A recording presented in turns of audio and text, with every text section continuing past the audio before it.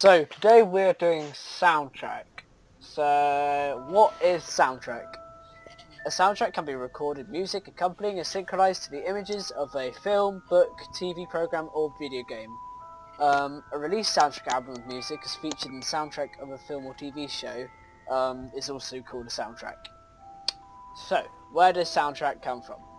In movie industry, the soundtrack is an audio recording created or used in film production or post-production.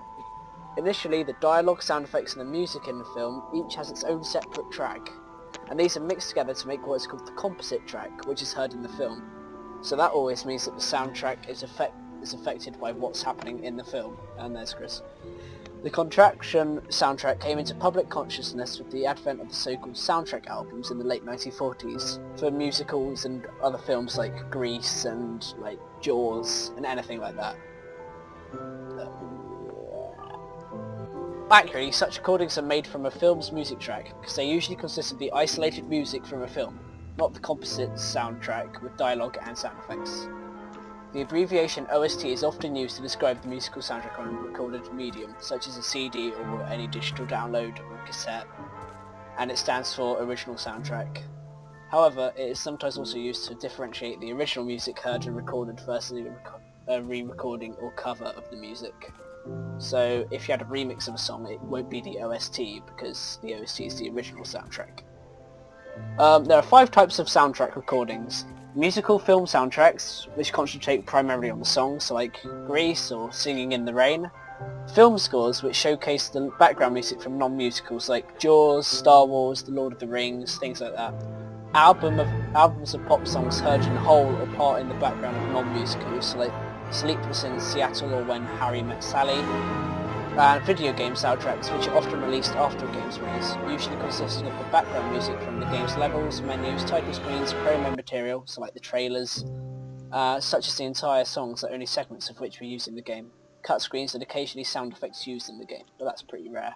So examples are like Sonic, Legend of Zelda, Mario, and albums which contain both music and dialogue from the film, such as 1968 Romeo and Juliet, or the first authentic soundtrack album of The Wizard of Oz. Film soundtrack artists are like John Williams. He's done quite a lot of stuff like Jaws, Jurassic Park, loads of stuff like that. Howard Shore's done Lord of the Rings. Hans Zimmer's done like Pirates of the Caribbean. He's also done the Call of Duty Modern Warfare 2 soundtrack, and X-Ray Dog's done help with things like Narnia, and I'm pretty sure many others. Jaws was composed by John Williams. John Williams composed the film score, which earned him an Academy Award and was later ranked the 6th greatest score by the American Film Institute. The main shark theme, a simple alternating pattern of 2 notes, variously identified as E and F, or F and F sharp, became a classic piece of suspense music, and with approaching danger. Williams describes the theme as grinding away at you, just as a shark would do, instinctively, relentlessly, unstoppable. The piece was performed by tuba player Tommy Johnson.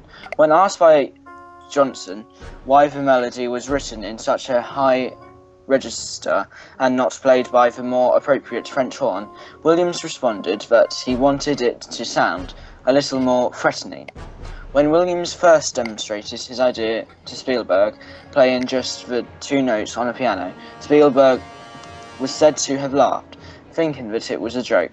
As Williams saw similarities between Jaws and pirate movies at other points in the score, he evoked pirate music, which he called primal, but fun and entertaining. German-born composer Hans Zimmer is recognized as one of Hollywood's most innovative musical talents. Having first enjoyed success in the world of pop music as a member of the Beatles, the world's single video Killed the Radio Star became a worldwide hit and helped usher in a new era of global entertainment as the first music video to be aired on MTV. Zimmer entered the world of film music in London during a long collaboration with famed new composer and mentor Stanley Myers, which included his film My Beautiful Lawn Red. He soon began work on several solo projects, including the critically acclaimed A World Apart, and during these years Zimmer pioneered the use of combining old and new musical technology. The turning point in Zimmer's career came in 1988 when he asked to score Rain Mare for director Barry Levinson. The film went on to win the Oscar of Best Picture of the Year, and earned Zimmer his first Academy Award. Having already scored 2 Best Picture awards in the early 90s, Zimmer cemented his position as a preeminent talent with the award-winning score for The Lion King. The soundtrack has sold over 15 million copies to date and earned him an Academy Award for Best Original Score, a Golden Globe, an American Music Award, a Tony, and 2 Grammy Awards. Sorry. So, soundtrack is used in many different ways, and it's the only piece of music that's ever been filmed in less than 64-bit, so you can get 8-bit music, 16-bit music, and 32-bit music only in soundtrack. So that was just 2 of the artists that's used in soundtrack, and now Chris has an activity for us, so on to him.